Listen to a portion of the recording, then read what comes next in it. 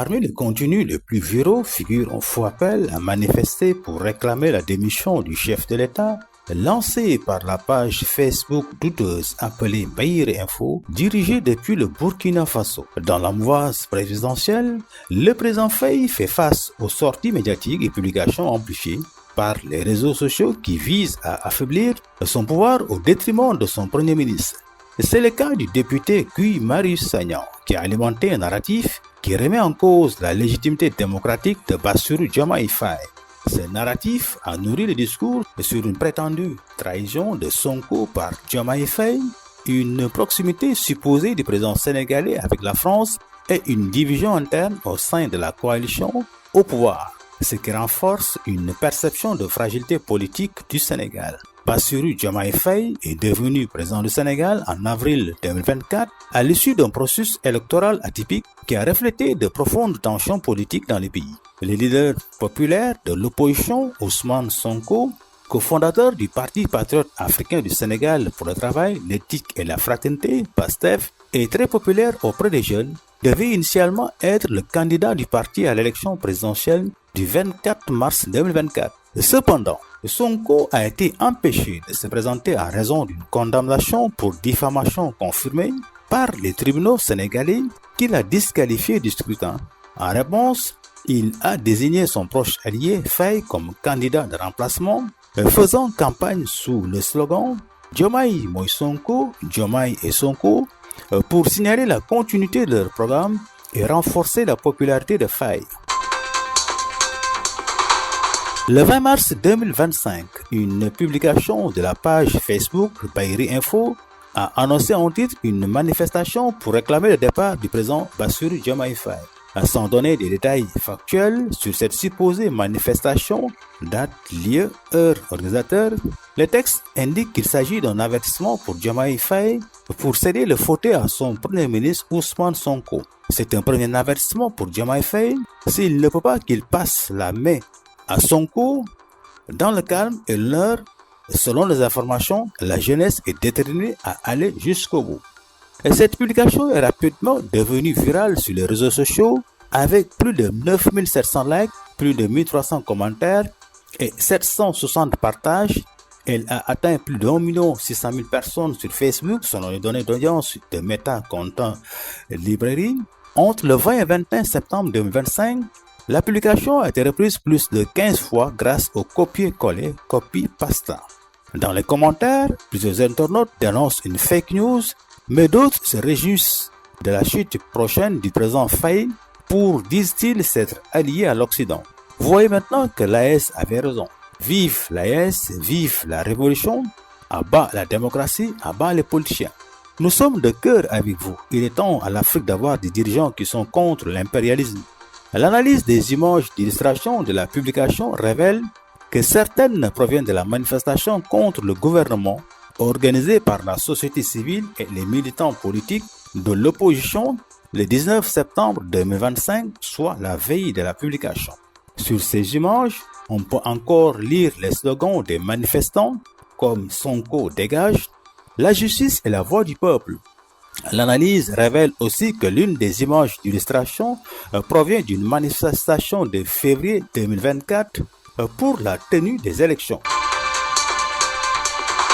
Dans le texte de la publication, le caractère triangle est utilisé pour remplacer la lettre A dans certains mots comme manifestation, réclamer, départ, Macron, dégager, trahir et avertissement. Alors le caractère E est lui utilisé pour remplacer la lettre E dans le mot tirer.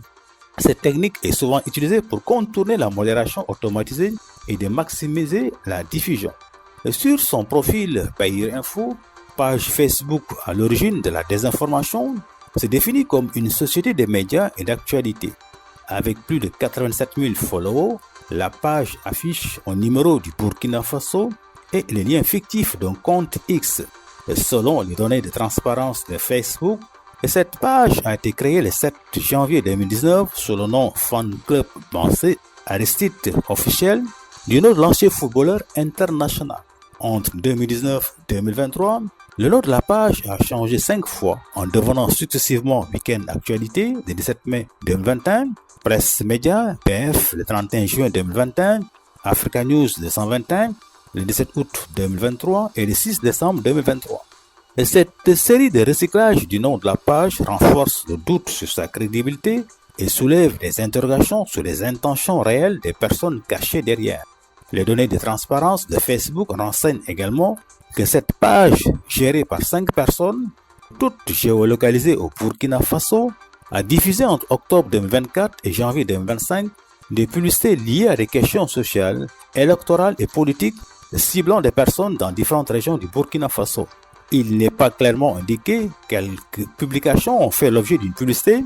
Au lieu d'afficher cette information, Facebook explique que la publicité a été diffusée par un compte ou une page que nous avons depuis désactivé pour violation de nos normes publicitaires. L'analyse des contenus de cette page montre qu'elle est très active sur l'actualité du Burkina Faso. Elle publie et amplifie souvent des narratifs pro-AES, mais contrairement à la page Facebook, le site internet du média Baïri Info n'est pas régulièrement actualisé. De nombreux articles témoignent à nouveau d'un soutien massif au gouvernement militaire du Burkina Faso et d'autres pays du Sahel, ainsi que d'une opposition aux intérêts français et aux efforts déployés par les pays de la Communauté économique des États de l'Afrique de l'Ouest CEDEAO pour empêcher un nouveau recul de la démocratie dans la région. Plusieurs articles ont également été publiés sur les activités de l'agence russe African Initiative au Burkina Faso. Nos vérifications sur l'existence légale de ces médias sont restées sans succès en raison de l'absence d'un répertoire actualisé des médias régulièrement constitués au Burkina Faso. Certains journalistes burkinabés contactés disent n'avoir jamais entendu parler de ces médias. Et selon l'indice FIMI de l'Institut d'études de sécurité de l'Union européenne, le Sénégal reste le pays le plus résilient d'Afrique de l'Ouest, 60 sur 100. Et cependant, cette stabilité démocratique relève ne les met pas à l'abri de la manipulation de l'information politique et de l'ingérence étrangère en matière d'information qui se nourrissent des vulnérabilités existantes. Le 31 octobre 2025, 25 comptes Facebook ont amplifié le message de Guy Marius Sagna, député et activiste panafricain sénégalais, qui soutient l'idée selon laquelle l'actuel président sénégalais Bassirou Diomaye Faye aurait dû être un président de transition. Cette amplification a généré plus de 892 700 000 vues et plus de 6 500 interactions, y compris des commentaires. Le 30 octobre 2025, le député Guy Marius Sagna a été invité dans une émission de la chaîne Walfadjri TV, l'une des chaînes de télévision la plus suivie au Sénégal. Connu pour ses débats critiques, lors de son intervention, Sagna a publiquement reconnu avoir proposé de placer Diomaye Faye, encore prétendant à la présidentielle 2024, comme un président de transition en fonction pour une année et demie afin de contourner les sanctions imposées à Ousmane Sonko et préparer son mandat à la tête du pays. L'interview diffusée sur la chaîne YouTube de Walfadjri TV avait recueilli 199 vues, 3,383 interactions incluant 483 commentaires. Dans les commentaires, plusieurs internautes soutiennent les propos de Sagna. Voilà l'homme qui a compris le sens d'une révolution. Merci Guy Marius Sagna. Nier l'évidence est un acte de mécréance. Merci honorable Guy, vous avez parfaitement raison. A contrario, d'autres internautes appellent au respect de l'ordre constitutionnel. Il faut respecter la Constitution. Des propos très graves pour une république. Les déclarations du député Guy Marius Sagna interviennent dans un contexte marqué par les soupçons de tension entre le président du Sénégal, Bassirou Diomaye Faye, et son premier ministre, Ousmane Sonko. Ce contexte a favorisé la récupération et l'amplification des propos du député par des partisans du premier ministre Sonko et les militants de l'ancien régime qui misent les désaccords entre le duo Faye-Sonko pour revenir au pouvoir. Désigné candidat du PASTEF, après l'inéligibilité de Sonko, Bassirou Diomaye Faye, élu président de la République, est considéré par certaines proches et fanatiques de Sonko comme un président par défaut. Le président Diomaye n'a aucune légitimité, même s'il a été élu de manière légale, affirme un internaute sur X. L'un des premiers posts amplificateurs a été publié le 30 octobre 2025 par un compte Facebook pro Macky Sall dont le nom d'utilisateur est Fatouche Bal. Cette page, qui compte plus de 80 000 abonnés, relaie régulièrement l'actualité du Sénégal et les déclarations de manifestation de l'opposition. Dans sa publication sur les propos d'un député Sagnan, le compte avance que le plan de Sonko était de faire élire Diomaye Faye comme un président périodique dont la démission aurait permis d'élire un autre président. Après avoir présenté les faits de cette façon, il affirme en langue locale wolof que Diomaye Faye a trahi le vote des Sénégalais.